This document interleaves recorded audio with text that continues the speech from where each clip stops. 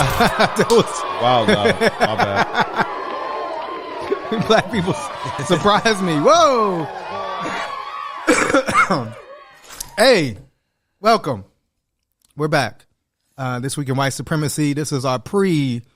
Did we determine? We should. I was just about to get there. Did we determine if Thanksgiving was the most white supremacist holiday? When we first put the poll up, it was. It was Thanksgiving. Yeah, Thanksgiving was the most. Yes, our pre-Thanksgiving episode. I'm just X. I'm co-founder and CEO of One Hood Media, and to my immediate right, it's me. A big blessing. Oh.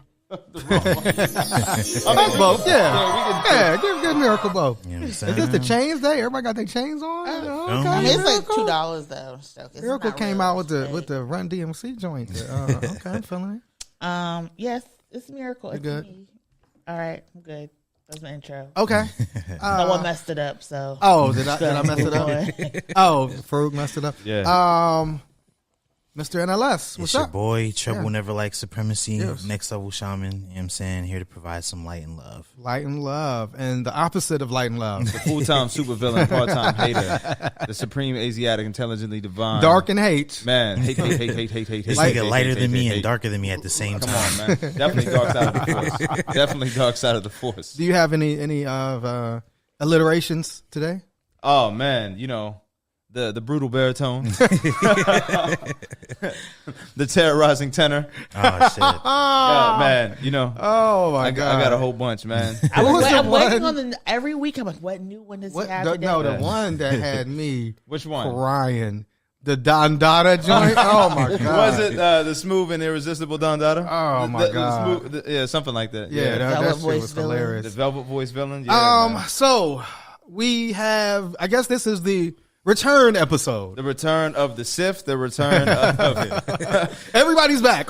Somebody said it just was in like time for the most racist holiday. Absolutely. Somebody on Twitter said it was like Spider-Man No Way Home, where all the villains everybody came to the portal. Yeah, man. Kept popping up to that damn another one. That's hilarious when I seen that shit. You know, I guess, you know, not the top of the list, but one of the, you know, returns, and we kind of referenced it in last episode, but it's official now. Trump is running in 2024. He's made his announcement. Yeah. He's back. It was interesting because they were saying, like, in his announcement, it kind of went long and people were trying to leave, but like security wouldn't let anybody like leave out the door. And it kind of, you know, it wasn't the announcement I think Trump wanted. You know, no members of Congress were there. You know, his family wasn't there. You know, Ivanka now is going on record as saying she's not going to be involved in politics. You know, you see a lot of folks kind of were moving away from him. So and would she still be first lady if he won? Well, that's Ivanka. You're talking about. I'm sorry. That's his daughter. Yeah, right. My bad. That's Kushner's. I mean, they already got $2 billion from the Saudis. So I mean, like, what's the first daughter? Yeah, the first daughter. Is that the one he said that was like super attractive? Yes. That's exactly. He said that. He said it about his own daughter, as wild as it, and it's on video, Miracle. I mean, it's not a legal thing. He said that on video about his own daughter. That's kind of crazy. Move around. But it'll be interesting. What's his wife's name? Melania. That's right. Yeah. Melania. Okay. I don't think she was there. Well, if she was, I didn't see her. You know what I'm saying? So it will be interesting. Is this? You know, some people believe this is just a ploy because he has these cases, like that. This was an attempt to, now that he's running, it's like. So he's thinking that maybe we'll prevent them from prosecuting him. But, you know, at the same time, right after he made his announcement, Merrick Garland said that he was naming a special prosecutor, specifically around the case where he had all of the documents in his house. Then there was, you know, then at the same time, Elon Musk, who is, you know, Space Karen. That's Space Karen. One of the amazing. best insults I've heard in a long time. That is an amazing gloss. So he's forever known as Space Karen on this show. Space Karen. Who's, you know, purposely like running Twitter into a particular way. And I say purposely because there's actually. Tell him how you told it to me. Oh, it's like to me, like when you destabilize a country, it's like that's what's happening. But there's actually a text message, you know, piece around it. Like, so he basically said, I'm gonna have a poll, and see what the poll says. And if the poll says Trump can return to Twitter, he's going to return. So he supposedly took this poll, and he's allowing now Trump to come back on Twitter. But there's a lawsuit against him, and there was a discovery in this lawsuit. And this was a text message exchange that Elon Musk had. With whom? So we don't know who, right? But this came up in discovery, and it said, congratulations. The above article was laying out some of the things that might happen. Step 1, blame the platform for its users. Step 2, coordinated pressure campaign. Step 3, exodus of the blue checks. Step 4, deplatforming. But it will not be easy. It will be a war. Let the battle begin. It will be a delicate game of letting right-wingers back on Twitter and how to navigate that, especially the boss himself. The boss. If you're up for that. So maybe there's somebody that worked for Trump. I would also lay out the standards early, but have someone who has a savvy cultural political view be the VP of actual endorsement. So this was a text message exchange that he was having with somebody. And this is actually like what Elon Musk is doing right now to Twitter. He let back on the Babylon Bee, which was one of these parody right-wing websites that had got kicked out because they said their man of the year, quote unquote, was Rachel Levine, who's the first, we know her in Pennsylvania. She was the first trans woman to be, she was like the director of health or Secretary of Health. And so they weren't respecting her, wishes as a trans person. Yeah. They were saying she's man of the year, but so now they're back on Twitter with some more, kind of right wing lunacy, but also Trump. He allowed Trump to come back, and Trump kind of gave him the Heisman, I guess, right? Yeah, pretty much. Yeah, he was like, yeah, I got my own shit, but that's because if Trump comes to Twitter, I mean, it kind of makes Truth Social like irrelevant, right? And is Trump does he have a financial responsibility to Truth Social, or did they just kind of like sign him as a free agent? So from what I understand, and I don't know if Trump is a part owner of Truth, I don't know, but from what they said, that he has a responsibility to where he has to post first on Truth Social, right? That even if he was to post on his Twitter, that it would have to live on Truth Social for 6 to 8 hours before it went to Twitter. But I mean, who would know that? Because none of us are on Truth. I'm not on. None of us are on Truth Social, or Farouk? I never made my account. You know what? I'm not a Muslim on there. I'm not going. Shirtless, flexing in his Abbey. About real men and the alpha male. Right, the alpha. You know what? Someone shared this as satire. It was can we say people's names on here? He's a Facebook friend of mine. Do they? Yeah, I would say just say Facebook. As long as they're okay with it. A Facebook friend of mine shared something funny. He was like, people actually go to this, and it was something called like AlphaCon. Oh, wow. And it was like reclaim your masculinity. What the fuck? Yeah, it was. So I mean, I'm sure they probably all belong to Truth Social, but I did intend to make a Truth Social account. I just never got around to it. Maybe I should do it now. Yeah, here it says the app was developed by his Trump Media and Technology Group. So I guess it is his shit. Okay. You know what I'm saying? Okay, so I mean, yeah. Well, not only did the boss come back to Twitter, who else came back to Twitter? Wait. So we gotta I just want a general response, like, because of course, Twitter was the platform that Trump used to inspire a insurrection. Like, we can't get beyond that, right? No. Twitter was a platform where he said, everybody show up. It's going to be crazy. It's going to be wild. What was the exact tweet? Was that it? It was something to the effect. We probably can find it. I don't know if somebody can Google it. But I remember it was like, it's going to be wild, come down January 6th. And so that sounds like fucking Fort Lauderdale on spring break. Right. And then, Twitter was the platform that he used to threaten, Mike Pence, his vice president, while the insurrection was going on. While they're building a what do you call it? Is it an effigy? What do you build where you're going to hang him? Effigy? Yeah, or something like that. It? Yeah, no, they were building like an actual hangman's tower for Mike Pence. Like, they were looking for him, and Trump actually threw gasoline on that fire. And so it is like, I mean, how do we see not only return of Trump, but a lot of these other right wing, somebody has said this, and I'll come to you, Miracle. They were like, just in time for like if Trump gets indicted, right? And that's probably the one thing that's like, making them a little bit slow to indict Trump is they know his following will go crazy. You know what I'm saying? So like, I mean, is this a, precursor to more violence if Trump, I mean, he's running again.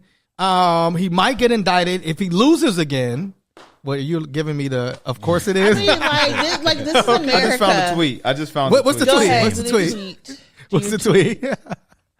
On the 19th of December, Trump rallied his supporters of a big protest. That's a quote on January 6th and said, "Be there, will be wild." That's what, and it certainly that sounds like, but that's so innocuous. That's like that was intelligently done on his part. Take your X-Lax the day before. Please stop. Stop at Taco Bell. Please stop. It's right around the corner. It's on 15th Northwest. Go there and then hit the CVS across the street. And then there's another tweet that says, "I will be making a big speech at 10 a.m. on January 6th at the Ellipse of the White House. Yeah. Please arrive early. Massive crowds expected. March to the Capitol after. Stop the steal." Yeah, and remember, he wanted to go to the Capitol. Remember, like they had to he was wrestling the security guards like Will, and they were like, "You can't go there." I forgot he did that. He wanted to be there. He was mad that they wouldn't allow him to go be with his people. Miracle? Why are y'all shocked? Like, I don't get it. We're not shocked, but I'm just saying, like, how do you see, like, how does this play out? Although Trump said he had no interest of returning to Twitter, how do you feel? It reminds me of that sheriff that resigned a couple weeks ago because he got caught calling black people bastards. Oh, yes. And then, he won his election campaign, the next week. And now he's back on the job. Yes, I did see that. But that's what it is. Very rarely are racist people held to account. 100%, yeah. And very rarely are they going to meet any type of punishment for their actions. I don't understand why people are shocked or surprised. And the fact that he has a special prosecutor, all does bolster his ego. Because, the regular people couldn't do anything. They can't handle me now. They got somebody else to do it. Yeah. Fine. But I will say, I know you didn't ask. My issue is he said he was launching and nobody learned from 2016 because everybody carried out his launch speech. True. We back at the same thing again. So no, Trump is good for business. He said he was going to. He said he gonna kill all my people. So he said all drug dealers. Look at that. Yeah, that's crazy. Yeah, that was wild. Nuts. He said they were going to. Right, he wanted to execute all drug dealers. Very fascist. And he got Adderall out the. Well, I guess he has a doctor probably prescribing him that. Who, Trump? Yeah. Allegedly. Allegedly. Yeah, I don't want to get sued by Donald Trump. I mean, I guess it's a different discussion. But what does Adderall do again? It's like focuses you. If you got ADHD, it helps you focus. Okay. I got it. So I just know the the meme where the guy's like, he throws the roach out the pool. Yeah. So he has 88 million followers. I guess it's probably up now on True Social. No, on Twitter. And that was the thing. Like they were forcing you to follow him on Twitter. On Twitter, they're doing force follows. So how do they follow? Yeah, what's that? So basically, you just go on social media and all of a sudden you're following people. So they do something kind of like when iTunes did that shit with the YouTube album. Yes. It just was in your phone. Like, nigga, I didn't purchase none of this. And it was like, no, you getting this YouTube. I get it borders on homophobia, but the way Trump was talking about Elon Musk was cracking me up. Oh yeah. Wait, what did he say? Because I missed that. He always just begging me to come back. Yeah. All this type of stuff. Yeah, and then of course I don't know. Remember, Elon came out and endorsed DeSantis. Right. Yeah. Which for Trump is like a war a war thing. So remember Trump put that thing out, and it was a picture of Elon Musk at the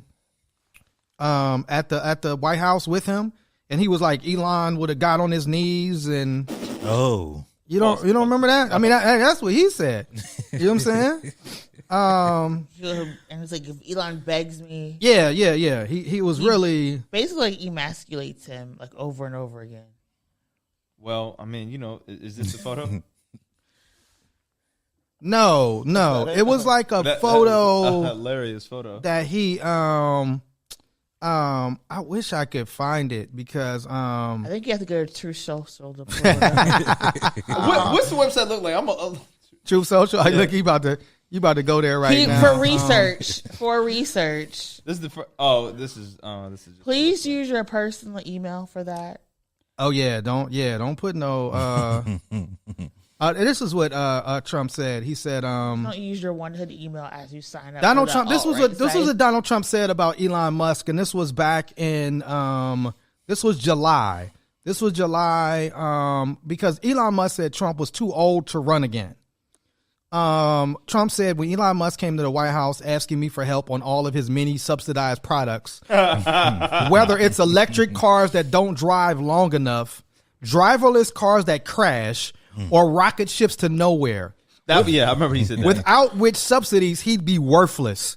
And telling me how he was a big Trump fan and Republican. I could have said, drop to your knees and beg, and he would have done it. Trump be talking that shit. Wow. Man. Yo, Trump be talking that shit. Wow. That man will say. Wow. But, imagine getting in a rap battle with Trump. Man. Hey, I mean, he air you the fuck out, man. One of the things where it's like, okay, that's the thing, right? Part of me, of course, like, it's like Trump's running again. Trump's on Twitter again. We've seen this movie. Yeah. And it ended badly. It ended with like literal feces on the wall at the Capitol. Man, they went to the Capitol and shit on the wall. And so like, but then it's another part of you that's like Trump debating like DeSantis. This dude is coming with bars. Like, I gotta see it. That's must-see TV. And then, now we have the looming possibility of another Republican Biden versus Trump or scenario, because Biden came out and said he was going to run again. But we're forgetting the biggest one out of all of them. The Lord and Savior Jesus Christ is not only did he return to Twitter, he announced that he's running in 2024. Right. So remember, Kanye's Twitter was suspended because he wanted to go DEFCON. No. I mean, when you say it, it's like more ridiculous. Like, every time you say it, it gets more and more like, you said that. This dude is wild. Tweeted it. Tweeted it. I'm going DEFCON 3 on the Jews. Yeah. More Jewish people. That's what he said, Jewish people? Yeah, okay. Yeah. Is that more egregious than shitting on the walls? I don't even think this is comparable. Yes, you can't compare it. Okay. But I mean, if you're gonna say like, and it was, what was funny to me is like all of a sudden like black defenders of Kanye became like military experts. Well, actually, DEFCON 3 is a defensive position, and it mean, like, bro, if somebody called you and said, "Hey, yo, next time I see you in the hood, I'm going DEFCON 3 on you and your family," you're not gonna be like, "Oh, he's getting in a defensive position. I don't have to worry." You're gonna strap up. Like, stop it, okay? But his account was suspended. Now Kanye's back on Twitter. Hopefully. I just, But again, we seen this story before. We seen Kanye with a platform.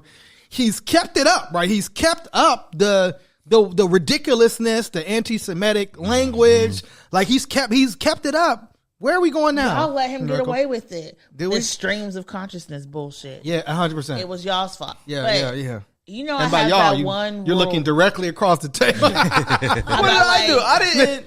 Don't. I gotta check his shoes right now. What you wearing on your feet? The shits that my son threw away the other day.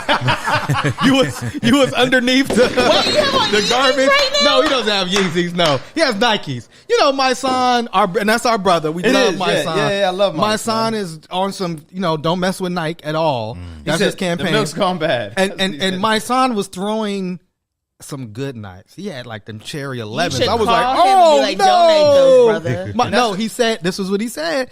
If you can't give out, you wouldn't give anybody spoiled food. So he said the brand is spoiled. So in giving somebody those shoes, it would be transferring negative energy to that person. Interesting. So it's going to a landfill and just like... Yes, he threw them in an incinerator, Miracle. And these that's better. Some brand new. That's better. Just put it in the atmosphere, put all that toxic smoke in the atmosphere. Can I just like have somebody like customize my shoes the way like the Nike logo is there? Yeah, well, so what my son has been doing, and shout out to him, and I think he would make a good guest. I think we can, I think we should have him on the show to kind of, especially, you got sneakerheads all up in one hood. Yeah. It'd be interesting conversation, but he's been promoting a lot of black owned shoes. So yeah, I mean, I think with one of these black shoe designers, we probably could get some one hood ones. You feel me? Like, you know what I mean? Like, let's get it cracking. You know what I mean? As it may, what I wanted to say is like, y'all know how I hate people claiming me because I don't want them to embarrass me. 100%, yes. I despise the fact that this man is like now like the most known black person. Who, yeah? Like in the world because of his antics. Like people like in the Middle East are like discussing what does yay mean and anti-Semitism. And it makes me so angry. I mean, hey man. This is our best and brightest right now. And I'm so disappointed in all of us. Yeah, I mean, it is. It's like he just, I guess he's giving away some Balenciaga, or he's letting people buy his former Balenciaga Adidas collab for like $20, and but I think, to me, I believe that Kanye wants to run for president because he wants the adoration that Trump has. I think like Kanye looked at Trump, and like how Trump has this like, I mean, people that are like, what do you call them? Like blindless followers. Like whatever he says is just law. They're not fact checking it. They're not looking into it. And so it's like that Kanye, and he's been honest about it. He wants that power.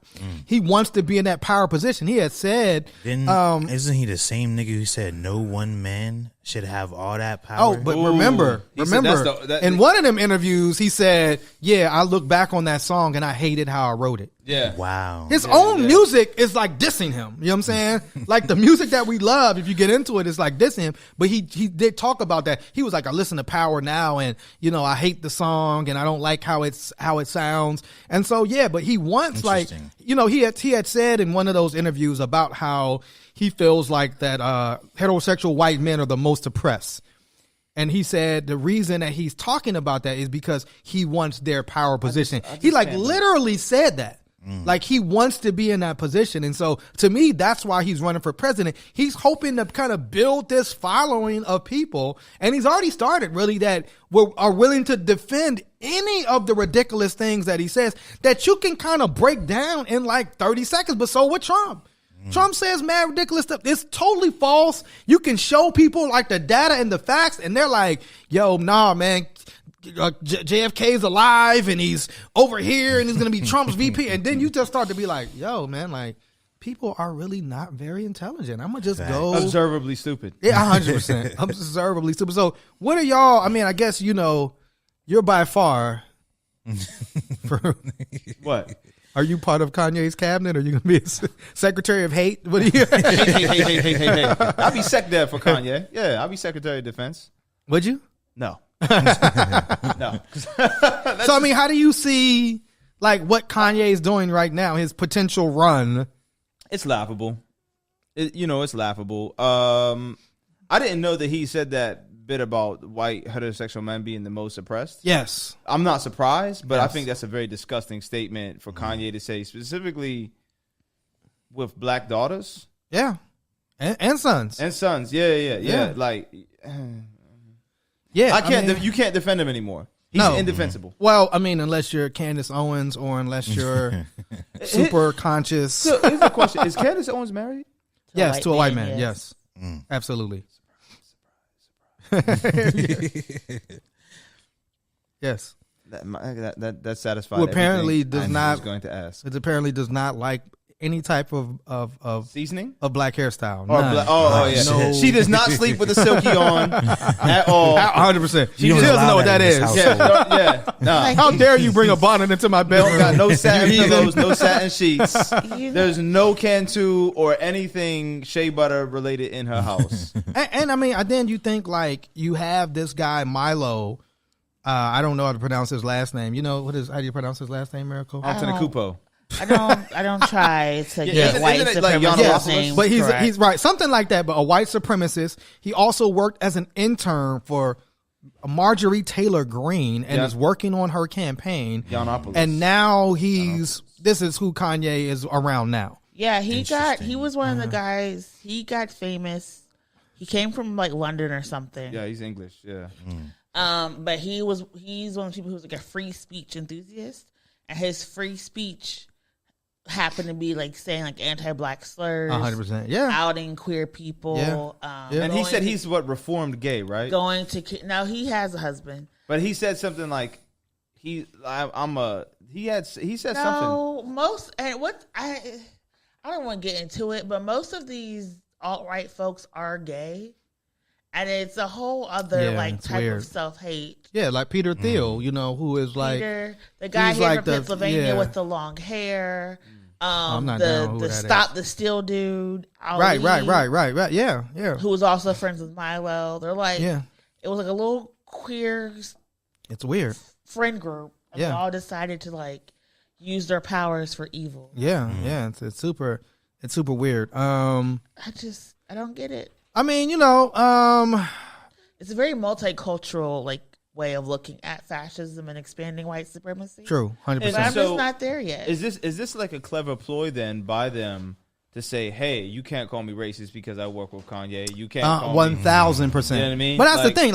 We love Candace Owens. We love Herschel Walker. It's the token nigga. We love these black people that will carry the water for white supremacy. Right. We love queer people that will continue to do white supremacist things. So then you can say, oh, I'm not homophobic, while you're pushing this whole conversation that queer people and trans people are somehow like manipulating children, leading to an actual mass murder on queer people, right, in Colorado the day before Trans Remembrance Day. Right.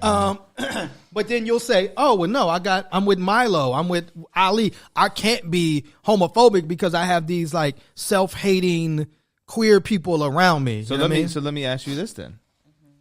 Are black people the largest perpetuators? Are we? Miracle. We have to ask you anti-gay this. sentiments. You got to. Right. So are we the most anti-gay? Are we the most homophobic people on the planet, Miracle? So bring up the clip, because this was something that, and this is the weird thing about social media. And I don't know. I kind of want to have like this whole broader conversation that we can't have right now. But like what social media does is like you can present yourself in any way, and there's no background check. Like, we don't know where you went to school. We don't know, like, you don't have to qualify for anything. You can just say, this is who I am. And you could just start rambling off a bunch of stuff. And then people just believe it. And it's just like, no, you don't have to have no data. So when Charles Barkley, who's known to do this, right? Charles Barkley has said many wild statements. Charles Barkley, when he says, let's play what Charles Barkley said about after this alleged white man shot up and killed a whole bunch of people. Yes. So people say this is one of the largest mass shootings in the country. 100%. Yes. This is what Brother Charles. Right. Sir Charles. Right. Sir Charles. Right. Charles? Yeah, Sir Charles, the round mound of rebound. Yes. It's always disappointed me. Black people treat gay people. We are the worst when it comes to treating gay people. And that's one thing growing up, it really always bothers me. And I want to reach out to you and all my gay friends, all my transgender friends, and tell you, man, I got nothing but love and respect for you. I want you to be you. And I wanted you to know that day, because I understand being black, what it's like being gay, because you get mistreated, and it's really unfortunate and sad and stupid, to be honest with you. He was on CNN. Yeah, it is. Was this Don Lemon? He said I wanted no, you. this is on Tuesday. This is I don't know who he reached. Maybe. But it is right. It's like after a white guy goes and shoots up like this. It's like, I do wonder what conversation they were having. Like, what prompted this? Well, you got to speak into the mic, Miracle. You're kind of getting I love it because now all the black people are like, I'm not homophobic. I'm not transphobic. I do this for the gays. I do that. You're favoring all those tweets. You're liking all yes. of them. But no, I get that sometimes the perception is that because we as a community talk about homophobia and transphobia a lot more, that we are more bigoted because sometimes our opinions are more platformed. Right. But we're not the ones who are doing mass shootings. Right. We're not the ones who have curated these laws that have incarcerated queer people, that have killed queer people, that have put people in these institutions. And we're not the ones who exported their religion across the world to even go and murder and pillage and destroy queer communities abroad. Yeah. So I would that was say, y'all. I would say no. Yes. We are not. Do we have our issues? Yes. Of course we do. Do we as a community struggle with some of these things? Yes. But at the same time, like we are, advocating and changing. Even, Minister Farrakhan was like, I want gay people to have full rights. 10 years ago, that wasn't a thing. True. We're, growing and expanding. And so we're one of the few communities that have done so. Yeah. And been ignored because I do recall that there was just a piece of legislation that was looking at gay marriage. Right. I do think that most of the conservatives are the ones who voted against 100% against that bill. So no, I think Charles. That was like when Mitch McConnell was like, "I'm voting against interracial marriage," even though he's like in one. He's like, "Good for me, not for you." He was like, "I'm gonna be dead soon." Yeah. I don't care. But no, yes, there is specific to the mic. Yes, there is.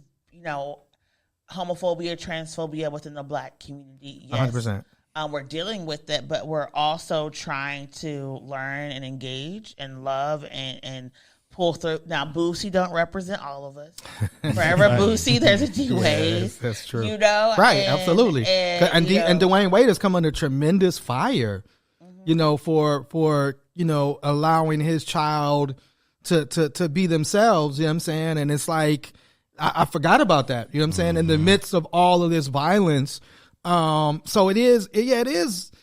To me, it was weird that Charles said that. But again, I think Charles, he's known for making these comments with no facts behind them. You know what I mean? And I think you also see a lot of us are pushing around this narrative because we're also seeing that these far right white supremacist organizations are ensnaring black people into their folds through homophobia and transphobia and trying to get these people to be like, oh, you don't like gay people, we don't like gay people either, 100%. And building those bonds. Right. So that's why it's really important for us to push back on this false narrative. Here was, I guess Herschel Walker is black.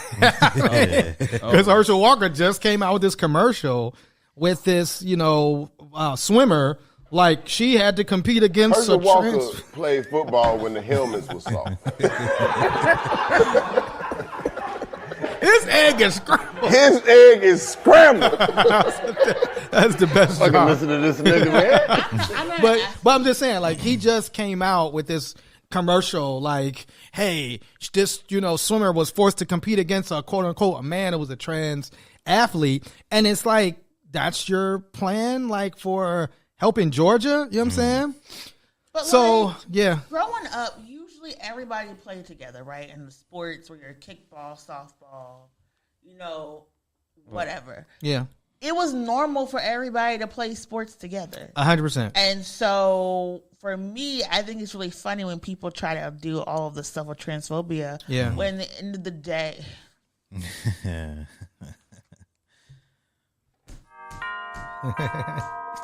Yes. A lot of these gender barriers were put in by conservatives 100% to harm particularly women. And so it's kind of funny to see them try to act like they need to go and save these same women that they get upset when people play. But you see now that women are in softball, women are in baseball. You had a couple women playing college football, and all the men were like so upset about it. But it's like, why? Let people play sports. Let people swim. Do all the things that people like do when they're outside. I'm an inside person. Yeah. So I really don't care about. But it's also a thing, like you said, of miracle of like reinforcing like this conservative. It's been kind of this conservative.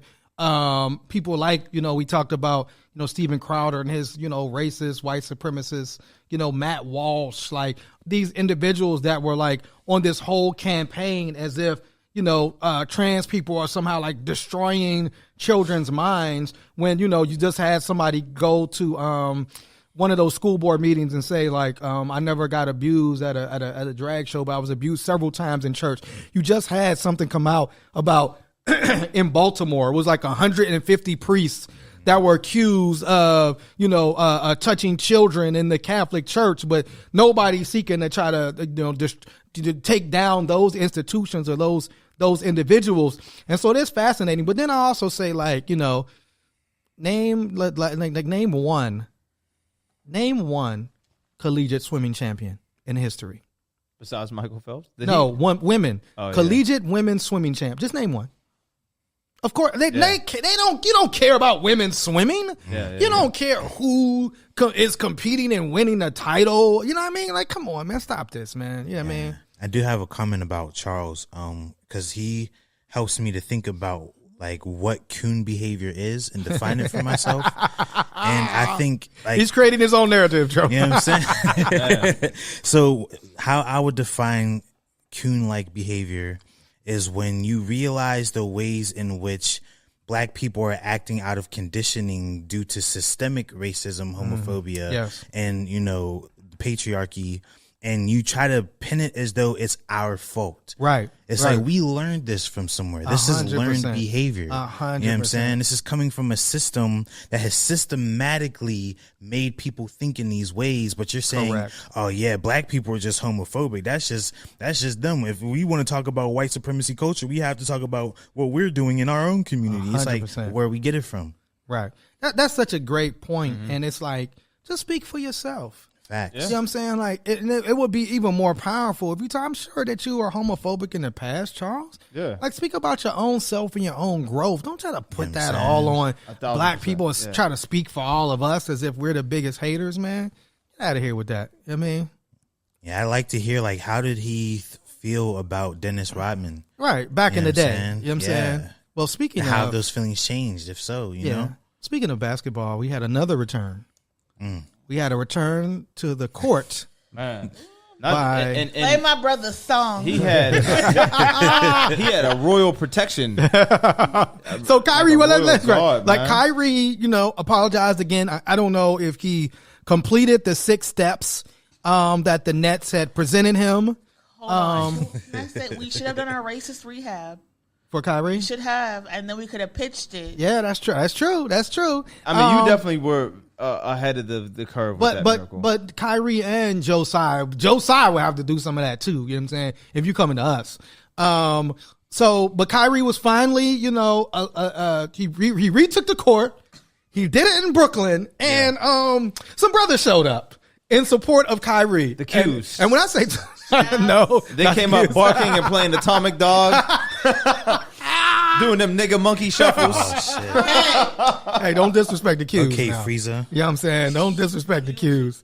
Oh, man. Always got to take it too far. Always. The line is right here. That's why we got to say the views of Farouk. The views of MAGA Muslim. That's from the Boondocks. Oh, is that from the Okay. Yeah, that's Uncle Ruckus. Okay, okay, that's from the Boondocks. Yeah. Yes. Uncle Ruckus. That's somebody you relate to spiritually on a spiritual level. He's my he's your spirit animal. The radical ruckus. Yeah, that's a White good man one. smell like lemon and pledge. So Kyrie, the Hebrew Israelites, came. I believe that's what the Hebrew. I mean, I wasn't there.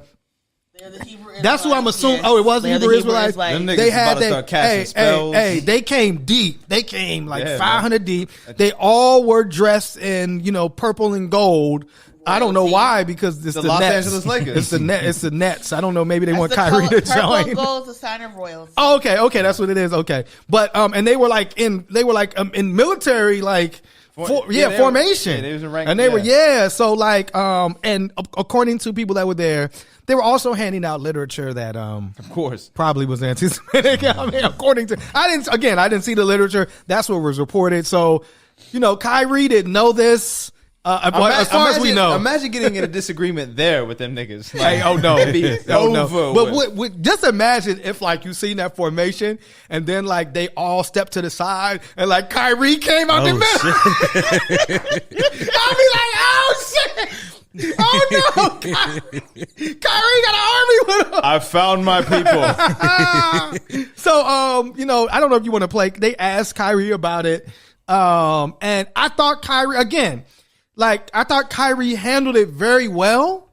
You want to play the full clip? Play the clip. Play the clip. Yeah, this is Kyrie's, being asked about the group of people that came outside in support of him. Hey, Kyrie, there was a group of about 100 people outside. It was more than 100. A group called Israel United in Christ, a group labeled as a hate group by the Southern Poverty Law Center. They were outside in support of you and handing out anti-Semitic literature on the plaza, people walking by. And I was wondering if I can get your reaction to that. I didn't see it. What happened? There was a group outside? There was a group outside, 100, possibly more. They were wearing a shirt called Israel United in Christ. They're a group labeled as a hate group by the I think that's a conversation for another day. I'm just here to focus on the game. Someone shut up and dribble like you told me to. Yeah, exactly. Last time I tried to engage y'all this whole time that I got suspended for 10 days. What kind of voice you had, but if these are the people that are out here in your name, I thought Kyrie do you was feel Muslim. like that's a consequence of what you've done? Yeah. Again, I'm just here to focus on the game. He hit a Marshawn Lynch with this one. Yeah, Kyrie, forgive me if you've been asked this already, but when you were suspended, there were a lot of players around the league. Jalen Brown is one. Wait, how long is this? I think you have a longer one. Suspension was handled. 2 minutes. That's what I said. You went. Okay. I think we're good. They did try to come back and ask him about it again. Yeah. And it's like, again, like you said it, Miracle. You told the man just shut up and dribble. All right, but then when he say, I just want to focus on the game, now you want all this response from him. Yeah. Come on, man. You can't. And he just like, and so Kyrie talked about a platform that he could feel free. Of course, Kyrie, you're invited to come. True Social. No, where Kyrie's going.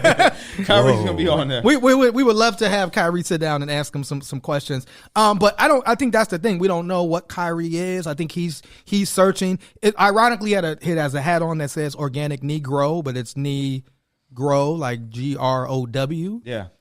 Which I thought was kind of interesting. An but entendre of sorts. and then but it wasn't just Kyrie. So apparently Jalen Brown, who is a athlete that plays for the Celtics, he saw the video and he retweeted it and put energy. And so when people said, "Hey, Jalen, these are some people that are on the, like he said, the Southern Poverty Law Center calls them anti-Semitic or whatever," Jalen Brown was like, "Oh, my bad. I thought those was accused." I seen people in purple and yellow. I thought Kyrie was part of the accused. Like during this 10-day time, I thought he maybe joined the Omega Psi Phi fraternity. And the thing is, that is such a verifiable excuse. That is a very 100%. Yeah, absolutely. That like you really can't say anything about it. But oh my God, I'm mad now. Because I think that when you platform things, you kind of have a responsibility for what happens, and because all of these organizations platform, it's basically a one long commercial for this organization. 100%. And now it's like, if you feel like you need to go and defend Black people, you go here. When 100%. In reality, here are the people you would laugh at when you go off the train. Those are the people like you would make fun of when you would like walk around with your friends. Be, oh, look at these street preachers outside. Wait till they're gonna yell at you today. Wait till they're gonna yell at you today. Yeah. It wasn't something you took seriously.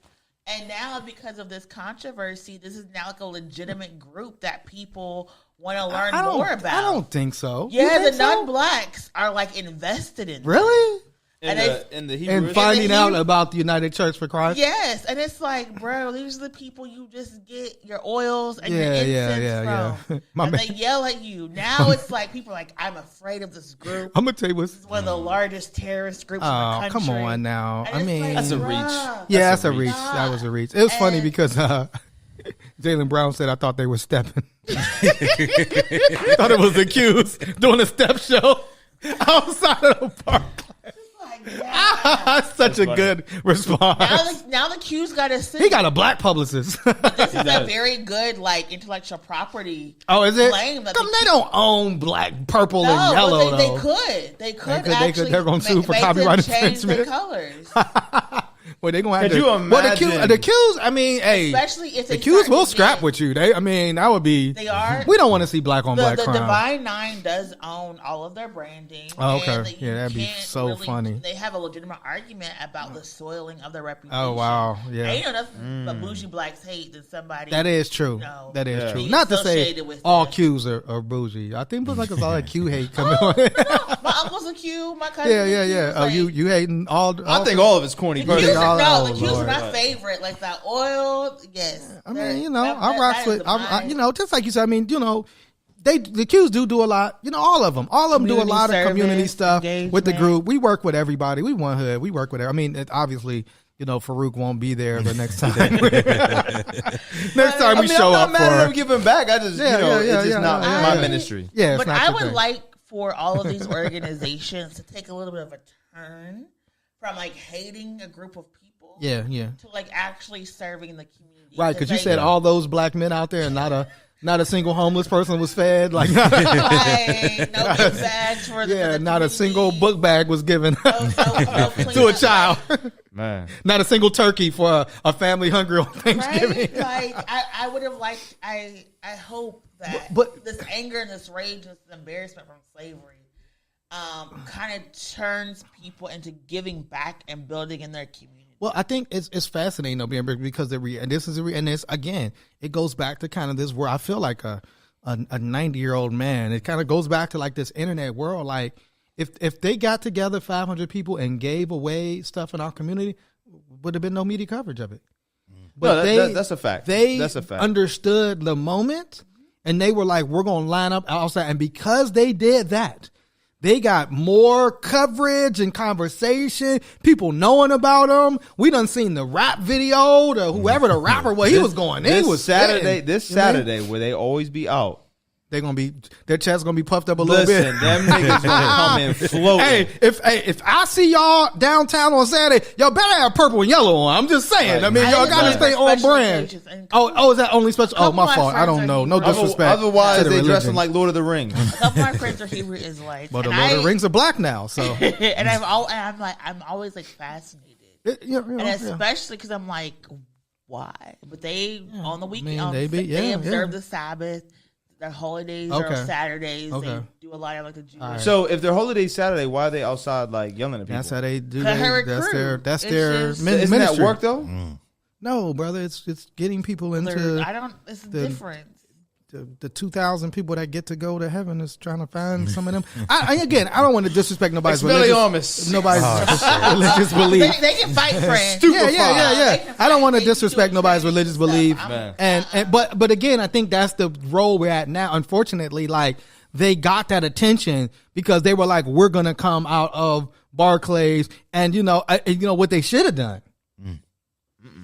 That's what they should have done. They should have had a little table set up with them Hebrews to Negroes DVDs. They'd have sold out on them bad boys. God. They would have sold out, man. You know what I'm saying? That thing is flying off the shelf, man. I watched this man become. You're not in the mic again. I want to know how much money this man has made. Did you just forget how to be on a podcast today? First, no, I got comfortable. Miracle's getting mad comfortable. We need to get Miracle like a lapel mic. Thank you. She can be getting mad comfortable. She can be most comfortable. Yeah. I'm just so mad though. It is wild. I just remember when I was in the city and you would see these guys, and it was literally something that you looked down on. The people you thought were the Hebrew, you just knew they were angry, they were going to yell at you, they were going to disrespect you, call you everything but a child of God, and kept it moving. And to look and see it be this legitimate organization where now we have to talk about this. So I don't necessarily think you gotta look at the non-blacks. This is why you gotta diversify your social media. But I'm just saying, I don't think talking about it like produces necessarily. Oh, they have a website. Of course, I mean, they got websites. They got a drone, obviously, because they had the drone video. They got they doing it. But I don't necessarily think. I think that again, there's this a further conversation, and then I think this is a black cultural thing, right? Like of black people who had been, and Kyrie spoke on this very eloquently. When he was kind of debating with the media, he was kind of like, "Where were you?" He was like, you weren't there when I discovered, 300 million of my ancestors were buried on this soil and how that made me feel as a black person, right? So, like, you have black people that are generally searching for, like a connection, because for our whole time here, like, particularly if you're engaged in, like, just the educational system, you've been bombarded with white supremacy that makes you feel lesser than, that makes you sometimes not want to be black, right? Not want to be dark skinned, not want to be a part of yourself. And so some people find these things in these groups to give them a feeling of belonging, a feeling of support, a feeling of legitimacy. And it's like the focus of these groups aren't necessarily like I said, when I look at Hebrew Israel, I don't look at Hebrew Israelites as like those guys are people that are going against the Jewish community, or like, as far as I know, I don't think a Hebrew Israelite, well, maybe I know there was some happened in New Jersey. There's like 2 incidents out of like a 50-year history. But I'm just saying, I never look at Hebrew Israelites or members of the Nation of Islam or any as like they're against the Jewish people per se. And they're more so like, these are black people that we know, like you said, family members and people that we know that are searching to find a sense of like belonging, of support, a connection to something further than ourselves, because we've been mistreated and denied. And, Christianity has its history connected to slavery. Even Islam has a history connected to slavery, as well. And so it's fascinating now as non-whites come in and as whites, non-blacks come in and begin to look at it. They're looking at it through their lens, right? Like, of course, a Jewish person whose history has been being under attack and being forced to go to these different places, right? Somebody told me, and not to be all like my Jewish. What did your Jewish friend tell you to say? Not to go all, I got a Jewish friend on you. But he was saying that like the Jewish time in America has been the longest time that Jewish people have spent in one place in their history. I that was fascinating. Again, I didn't know that. I'm like, yo, that's kind of bugged out. You know what I'm saying? Like, I didn't know this. I didn't know this about the history. And so, like, I could see somebody from the outside looking in, seeing it as that. You know what I'm saying? I think this is part of that broader conversation that we have to have about, like, some of these cultural things. Just like you said, our cultural experience with the Hebrew Israelites is just that. Yo, them is the brother, you said, you give me some oils or whatever, or they going to try to yell at you, whatever. We might have argued with them, but we never saw them as like, I never felt like I can't go downtown today because I have to walk. I never felt like a physical threat. Or a lot of people's, response to like, or interaction with the Nation of Islam is, let me get a paper, let me get a bean pie. Right. These are okay, they're doing security for this rapper or this place. And that's been our interaction. It's not around like hating somebody else per se. It's just, they're in our hood and we communicate with them. We talking about the Moors the other day. Like, I used to, the Moors, it was like, yo, they had the bangingest fish. So like every Thursday or Friday, they would do like the fish fry. This is how I met, You need to bring it back. This is how I met Melvin. You know what I'm saying? This is how I met our brother. Melvin's a brother that does a tremendous amount of community work. And so it's like, again, it's not, in our community, it's kind of like, oh, those are our people. And it's like, yo, just like you said, you may believe, you might not, but we never saw them as like, I never saw them as like a threat to somebody else.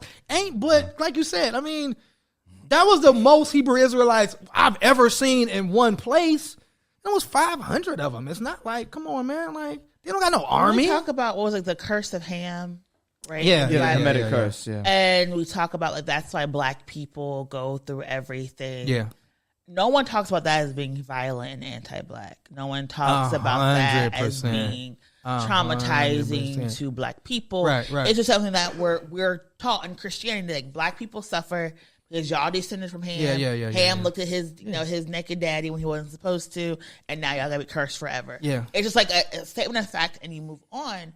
And so it's also to thinking about like all of this trauma that like religion has caused. Yeah, and we really don't have like the words or the space to like negotiate or to process that out. But then we have other communities who've already gone through stuff. Yeah. They've already gone through tragedy. And so they have a better way to articulate things.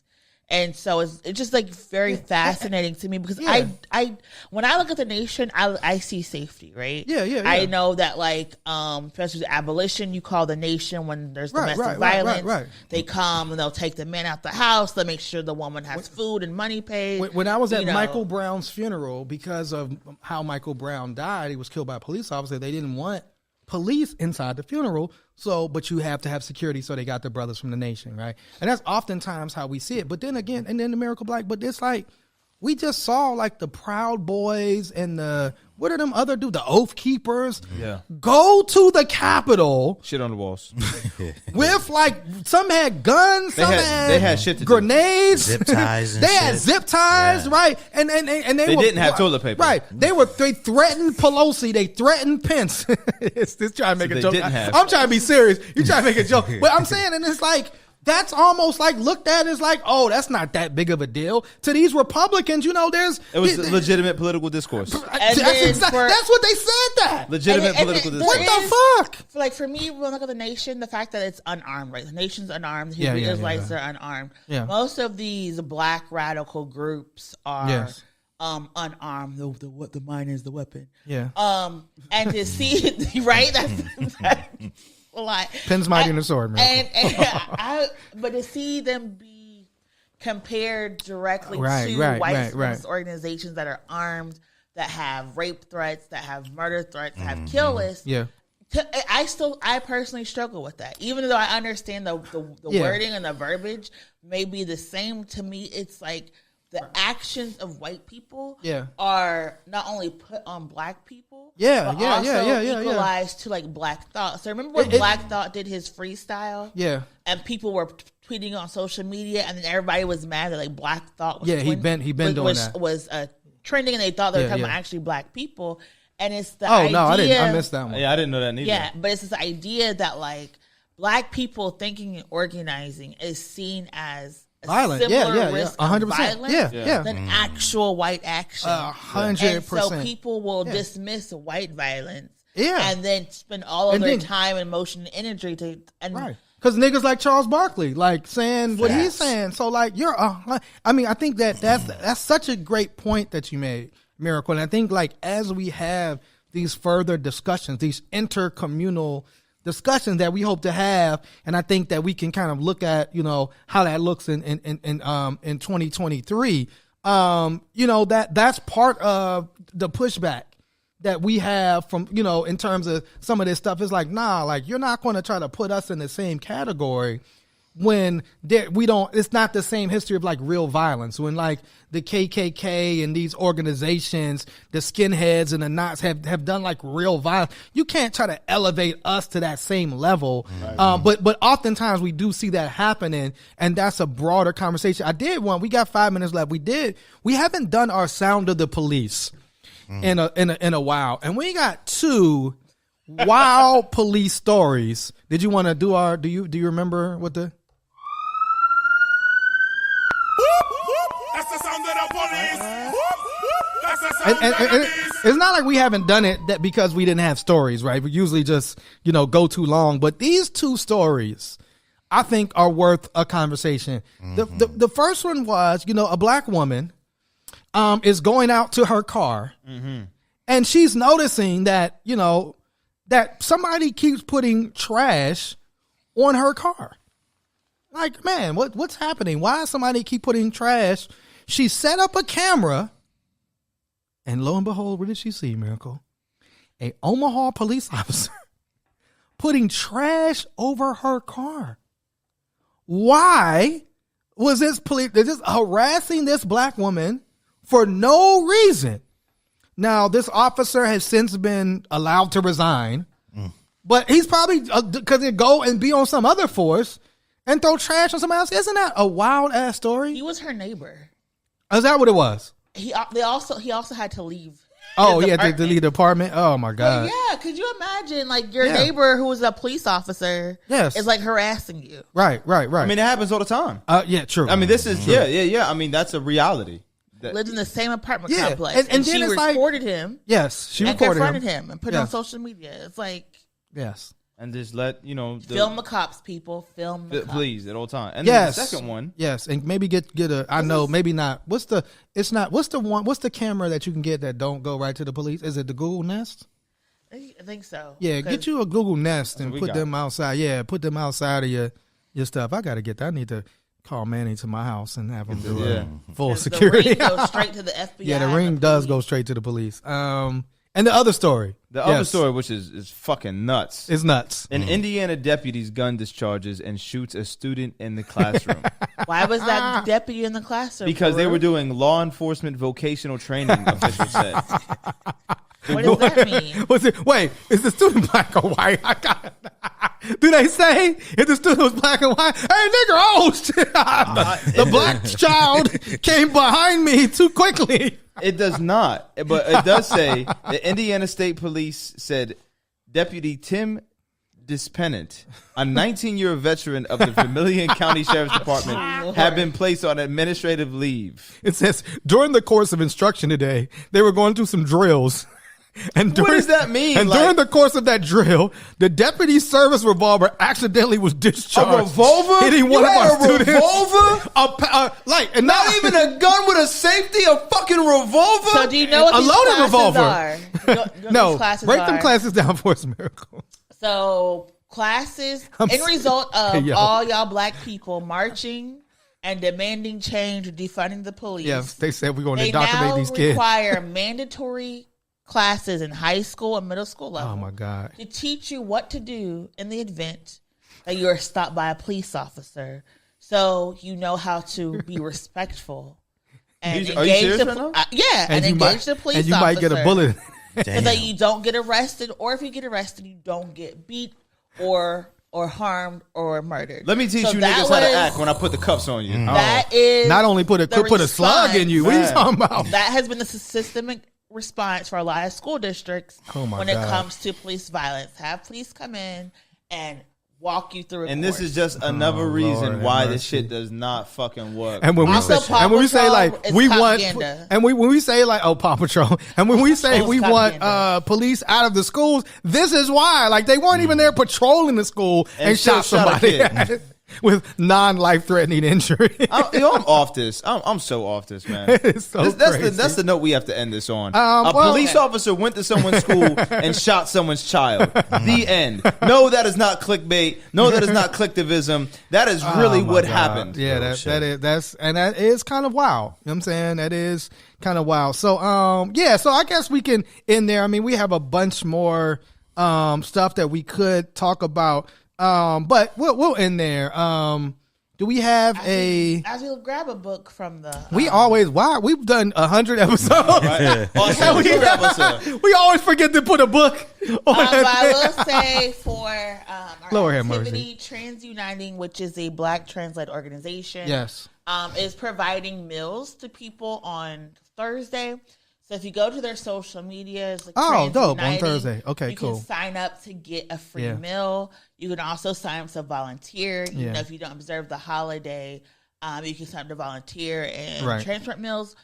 Also, Land Back, which is a indigenous-led organization, movement that is trying to fight to restore lands to indigenous folks. They are doing a lot of events this weekend as Thanksgiving is a national day of mourning for that community. So if you want to learn more about how you can get involved in that movement and supporting the rights of indigenous people, go to like the Land Back, and there's a lot of stuff that's like happening. Be remiss to say, even the Supreme Court, there's a case right now that would actually do away with the requirements to keep indigenous people within the community before they're adopted out. So there's a lot of fights going on about indigenous sovereignty. So So put up that in our book. And then I would say, like, when you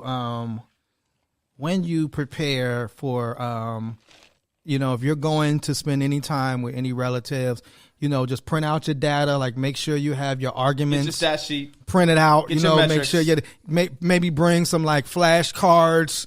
So like go to argue. I want you to go. Yep.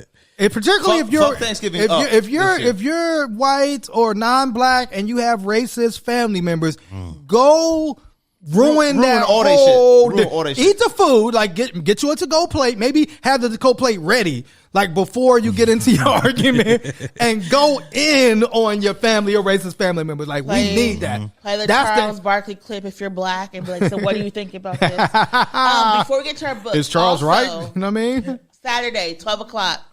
Brunch with the Black Man is going to be launching. All right. Tune in. And our book for the this week's episode is The Streets of Shaolin, the Wu-Tang Saga by S.H. Fernando Jr., who is a writer at the source. This is, I don't know if it's an official biography, but this is a biography of the Wu-Tang Clan. Yeah. It's a hefty read. If you cannot see this book, I'm holding for all of my people who have access issues. This is a tan book. Is there a dictionary, like a Wu word dictionary? Like, there is a Wu manual that we have behind us. Okay, but I'm saying, Wu brought a lot of, and again, another group when you talk about the Nation of Gods and Earths, and you know what I'm saying, they brought a lot of different slang to the table. It'd be interesting if you do anything Wu related. You need to have a Wu dictionary. Yeah, the Wu-Tang manual, you can get that. It's been out for about 15 years now. 100%. So, but yeah, this book right here is a hefty read. It's like almost a 500-page biography of the Wu. So that's our white pages right here for all my Wu heads. Yes, boom, there we go. Definitely. And read about real organization. And then if you are looking for something to purchase for your family on Black Friday, you have two choices now. You can go to onehood.org, the number onehood.org, under merch, and you could purchase some flavorful One Hood merch. We have crews, we have the traditional black and yellow, we got red, black, and green, we got some royal blue shirts, and now officially, finally, you can go to onehoodpower.org. Let's go. Yes. Okay, .org. And go and hit shop, and you can get your One Hood Power cruise. You can get your One Hood Power hoodies. You can get your One Hood Power tees in white or black. Yeah. So if you're going to spend some money on Black Friday, support a black organization that is doing positive work in your community. You feel me? Can I buy a TV on onehoodpower.org? No, sir. Goodbye, y'all. Have a good weekend. On TV, you want to go, and you want to go support Walmart too, knowing they don't pay their workers. Well, I mean, I don't want to go. You want to go fight for TVs on? Yeah, come on, man. My TV's going. Yeah. I do have one more announcement because I won't be able to say this next Wednesday. Yes. But next Thursday, December 1st, we are celebrating 4 years since I dropped. Did I say it right? Chen. Story of an American Reject. It's going to be dope. There's going to be free food. I'm wearing the Reject merch, but this will not be available. I'll have something different on Thursday, but come out, enjoy yourself. It's going to be fun. We have Saeed performing. We have me performing. NLS Ron, Zende, my man Matt Palachat. It's going to be crazy. And if you want to come on the 1st, and speaking of the Streets of Shaolin, people are, I think, know now that it's next year, the 50th birthday of hip hop. 50th anniversary of hip hop. And so we're doing a launch summit with the Cultural Trust. That'll be December 3rd. Hip Hop Summit, again, with Trouble, with Saeed, with JM. You know what I'm saying? With NLS Ron. With Special K. Special K. Oh, it's going to go down. So I think that information is on our social media or shall be soon. So it's support. It'll be 3 December, the Trust Arts Education Center, Liberty Avenue, downtown. Absolutely. So get with us. So, follow us on social media. You can get, you'll find out about Brunch with a Black Man. You'll find out about Ren. The way you say it. Ren. I thought it was ringing until 5 minutes ago. Phone ringing. So. And you'll find out about our stuff with the Cultural Trust. And then and then we got some other meetings and stuff happening. So holler at us. We One Hood. We will see y'all next week. Peace.